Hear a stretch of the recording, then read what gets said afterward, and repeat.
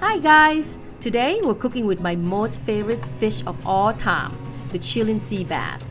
In my opinion, this is king of all fish in all of the oceans. The meat is always moist, tender, lean but juicy, and the best part is that it's also healthy and low in calorie, low in fat, but it is a high protein dense fish. It's also cooked very beautifully, fast and easy. The only thing that keeping me from eating it every day is the price. It is not cheap, but you can't take it with you, so it's good to splurge sometimes. So let's make it. When you have a beautiful piece of fish like the Chilean sea bass, you don't have to do very much. I almost always steam and glaze it with aromatic herb sauce. The two pieces here are about 1 pound. They took 10 minutes, but my husband loves fully cooked fish. Some people may think it's overcooked, but if you like a nice medium and still jiggles in the center, reduce the cooking time by a minute or two.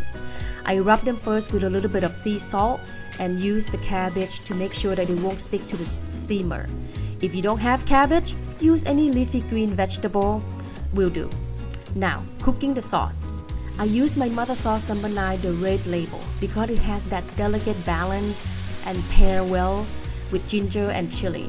I took out the seeds, by the way, because I didn't want to have that spiciness to overpower the fish. And if you don't like spicy, you can replace it with bell pepper altogether. This sauce took no time at all. As a matter of fact, I had to wait for the fish because I wanted to make sure that the fish and the sauce are ready and cooked to serve at the same time. I hope you give it a try. It is healthy, easy, and took less than 10 minutes from start to finish.